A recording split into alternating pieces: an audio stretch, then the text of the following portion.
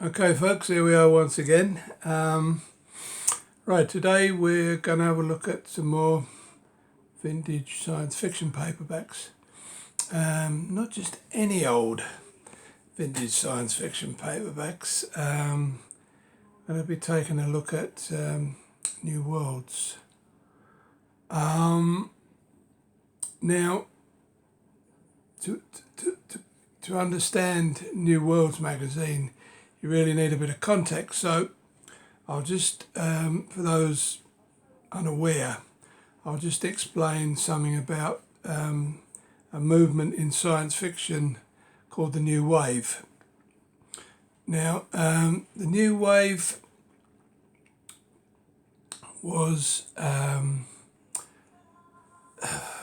kind of centered around the 70s, but it started before that. I mean, it's a misconception actually that it was centered all on the 1970s because and also it's a misconception that it was purely a British phenomenon because it was transatlantic, and it started, I suppose, in earnest in the early 1960s, but it has roots before that, going back to stuff like Stars My Destination, Tiger Tiger by Alfred Bester, which I think was around about 1953, if memory serves.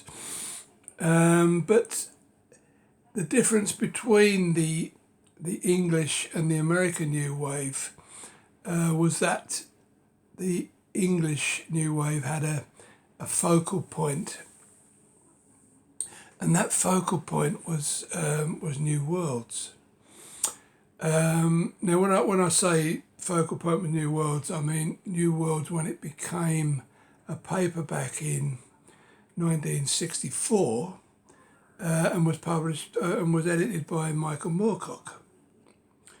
Now, New Worlds began as a fanzine actually in 1936, but it didn't become a professional publication until 1946.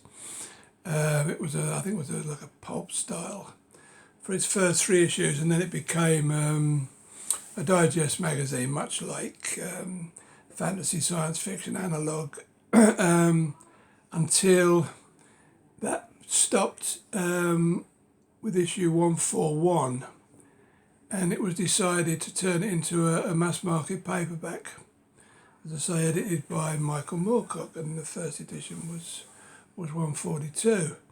Now, in America, I suppose the most obvious example of New Wave was maybe Harlan Ellison's Dangerous Visions anthology. And New Wave was kind of meant to be an antidote to the space opera of the old pulp magazines. Not that all the pulp magazine stories were sort of like pot boilers, because I mean many of the classic science fiction stories came out of the pulp magazines. But I suppose the space opera pot boilers kind of stuff, as opposed to pulp magazine stories in general, were similar to, say, Mills and Boon stuff as against Charles Dickens or something like that, to use an analogy. But yeah, I mean, that's a very quick précis of the origins of New Wave. Now, as I say, when New Wave started in 64, it became kind of the focal point of the British side of things, and it was quite controversial, I suppose, a lot of the stories, but it was a new kind of story. It was a kind of an inner space, soft science fiction as opposed to hard science fiction, and it was kind of the area of people like Brian Aldiss, Thomas Disch, was American, I think. Anyway, but Brian Aldiss, J.G. Ballard, sort of like English luminaries of that calibre, who contributed a lot of the Harry Harrison contributed a lot of the stories. Now I'm just going to show you. I mean, it's I'm just going to show you my collection. It's not complete, unfortunately, because if any of you get interested enough in this to think, oh, I might get into that area and start a collection, it's a very, very difficult set to put together. It's difficult for two reasons, really. It's difficult to find them in the kind of condition you would want. That's why my collection isn't complete. And also the prices can be fairly steep. So it's a collection that's not easy to put together. In fact, even after all these years, I've only got 20 of the 31 paperbacks published of the original series. So that's just a little warning. Anyway, we'll get into it. Now, unfortunately, I don't have issue 142, which is the first issue. That was the 143, the second issue, Fall of Frenchy Steiner, Bailey. I think became Michael Moorcock's wife eventually, but I believe I might be wrong there. But yeah, that was the second issue. It's not as shiny as a lot of the other issues, some of the later issues, but when I managed to get one in what I would say is reasonable condition, and it wasn't cheap. Yeah, that's the earliest one I've got, issue 143. Now this is the next issue, 144. This is in top condition. No break in the spine or anything. It looks unread. And these are the sort of copies that are going to cost you. Cost you dearly. Yeah, so there we have The Shores of Death by Michael Moorcock himself, who, as I say, edited all of these. And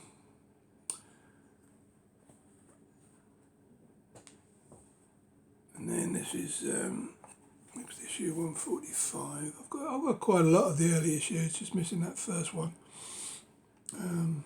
A lot of the stories were serialised, so that's the second part of The Shores of Death. But a lot of these had some very surreal kind of artwork, very, very out of keeping with the normal sort of flashy artwork of the 60s. Yeah, it kind of had its own charm. As you can see, there were only 2 and 6 at the time. As this was probably, I don't know, about 15 quid or something. But yeah, I mean, it's a set. You know, it's a set well worth having because it's historically important in the annals of science fiction paperbacks. And there we have the next.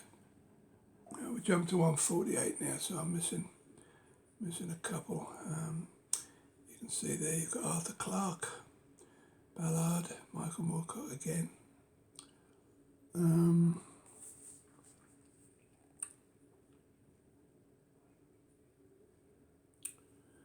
It wasn't. I mean, it wasn't commercially that successful, but you know, everybody involved in it believed in it, so it managed to run for, as I say, 31 copies, if you like. U.C. Tubb, yeah, not one of my favourite authors, but that was issue 149. The next one, it's the last one, and here we get into time when they did more shiny covers. You can see the glint on that one. This one's not quite. You can see a little ripple in it. I don't think it's water damage, but it's it might have been the printing process that caused that. But anyway, we have, I think that's Barrington Bailey, B.J. Bailey. I mean, not all issues had stories by top authors, but that wasn't really the point. New Worlds. It was getting those stories out there that were deemed to be more sort of literate, if you like, than the, the space opera of the pulps. Here we have issue 152. Owned by Charles Platt. The art gets a little bit more typical of the period as you go along.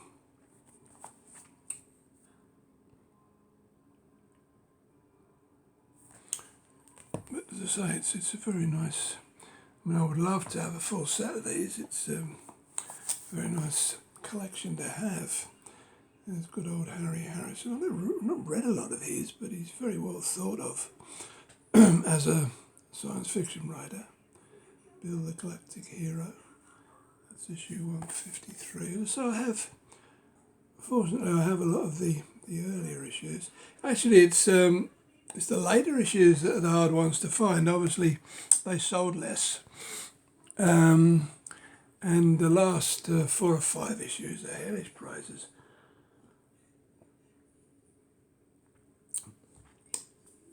Excuse me. Right, so here we have the next issue, 54, Brian Ordus.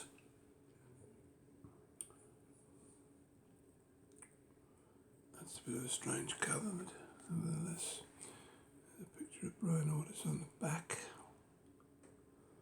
One of our great British science fiction authors, of which we have many.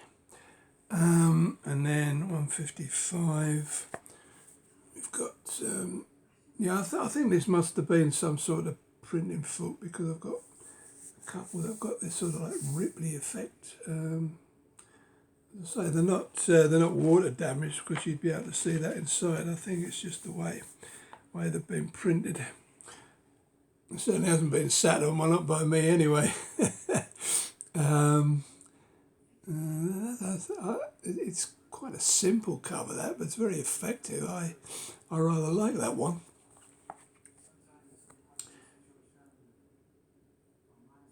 So these merrily trudged along in much the same fashion.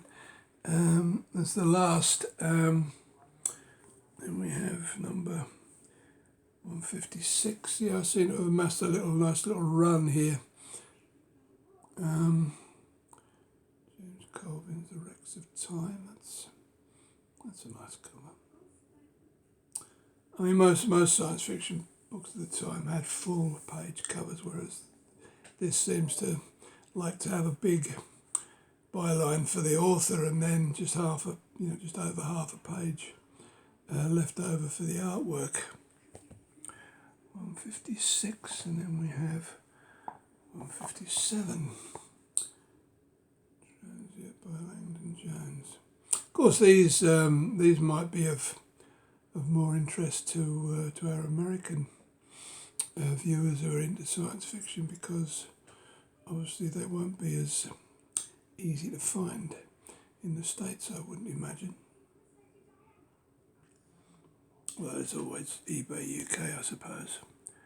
157, and then we have 159. We're missing a 1.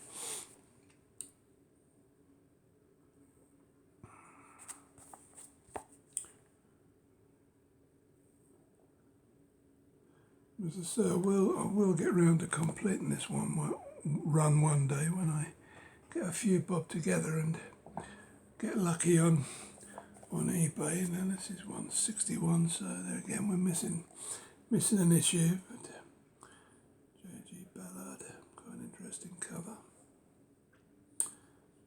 These are up to 3 and 6pence by now, so obviously inflation kicked in at some point along the way. Now we have the other stories on the back there. Was that 161, and then we jump to just 162. Bob Shaw, famous for his slow glass stories, was it? I don't think I've ever really read any Bob Shaw, at least. it's hard to remember because most of my reading was done in the 70s, 60s, 70s. So that's issue 162, if you excuse me one moment.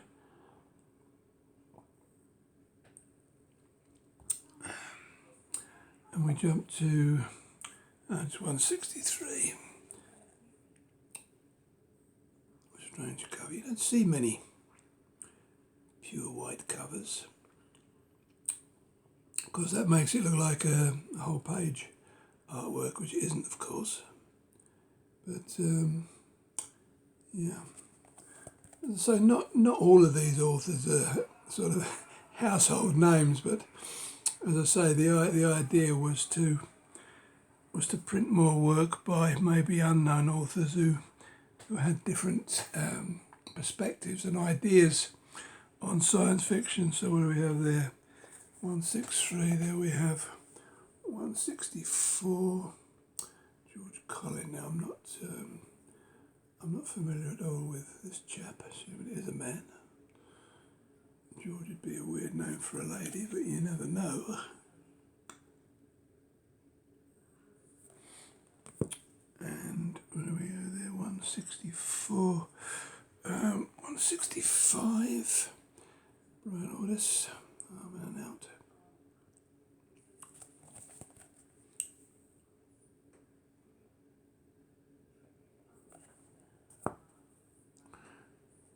And 166. Now this is you've got a change there. You've got almost a full-page artwork and a very famous story. I think this won an award, maybe the Nebula or the Hugo. I've read it actually. It's a very interesting story. There's all sorts of religious connotations, but if you haven't read it, do. Quite interesting. That's 166, and then finally we have 167, which is my last issue. So I'm missing 168, 69, 70, 71, and 72. So that's the last 5 that I'm missing out of the 11 that I'm missing. Charles Platt, much the same. And there's your authors, Roger Zelazny in there. So it was Thomas Dish. It's a nice mix of, as I say, famous authors and not so well known authors, which gave it a certain charm. Now, when the paperbacks finished, there was a bit of a hiatus, and then it came back as a paperback that was published by Sphere, who obviously a more high-profile publisher, and it became sort of like a real sort of mass-market paperback, if you like. I'm not sure where these ones that I showed you were sold, whether they were in bookshops or whether you had to order them, or I'll have to look at my history. But anyway, it became a quarterly, started again at number 1. And you had more sort of well-known names, as you can see on the back there. Most of these people were established authors.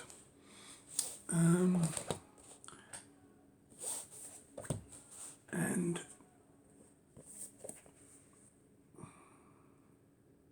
here again, these were still edited by Michael Moorcock, but as I say, they were quarterly. Right now, I'm sorry about this, but the light seems to be going outside, so I hope the lighting in here is enough to get me through this video. Number 3. So there are still quite a lot of authors there that contributed to the old New Worlds. Number 4, the artwork on these wasn't very exciting, to be honest.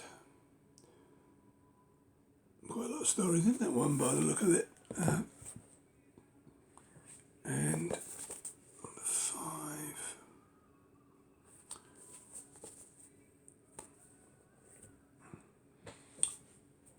Then we have 6 with more traditional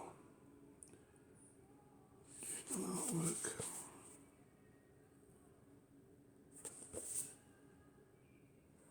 These have gone up in price a little bit since the ones that I showed you. As I say, these were a few years later. Can't see much in there because the writing's very small.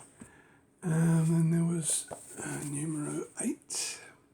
Let's say we've gone to more traditional artwork by now. And number 9, I presume that's Mr. Moorcock himself there. Which is rather weird. And finally we had issue 10 when the quarterly stopped.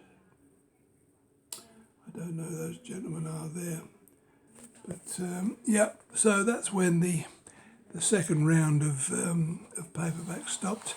And then there was something of a hiatus, and eventually New Worlds came back as what they call a slick magazine. There we go. That was issue number 215 in 1979. So that's quite a long time after the final issue of the first series that I showed you.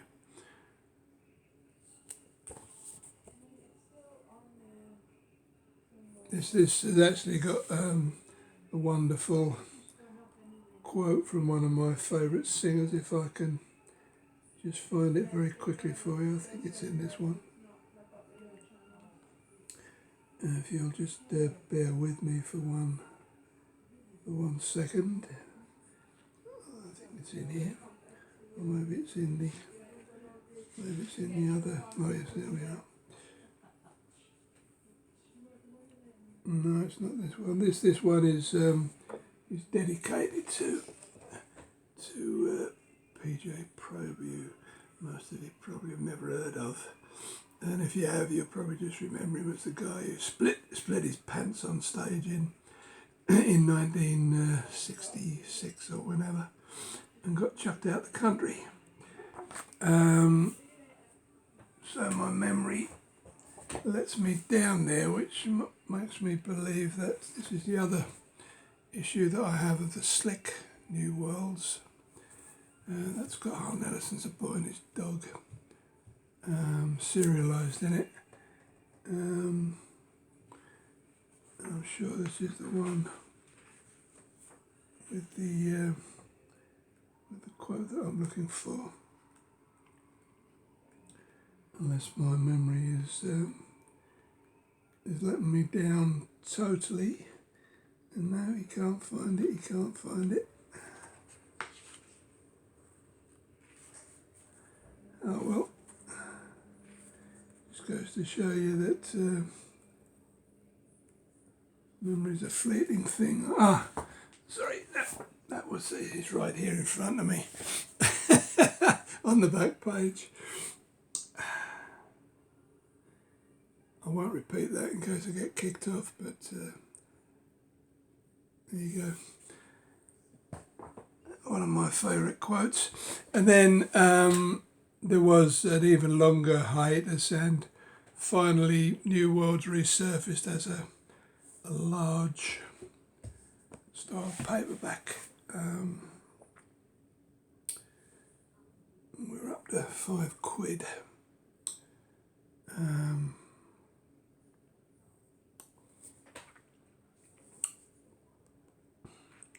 And again, it had some new authors, but some of the old authors that I showed you in the first run. And then there was a second edition. As you can see, Michael Moorcock is still attached to it, so he obviously had a great belief. And that one's actually got a great essay about the 1960s, you know, the flower power, and everybody was sort of like idyllic and happy, apparently. I lived through it, so I quite enjoyed it. And then there's an essay in there about how Margaret Thatcher managed to tear it all down. I won't read it to you because it's too long, but it's a great little essay on how we lost the 60s. So yeah, folks, that's New Worlds. As I say, it's something I'm hoping to address one day and getting the rest, excuse me, of those missing issues, but it might be an expensive and a long job. Okay, so there's a little lesson in English innovation for everybody who's interested in science fiction, and thank you for watching, and I'll be back soon with something or other. So that's goodbye for now. Bye-bye now.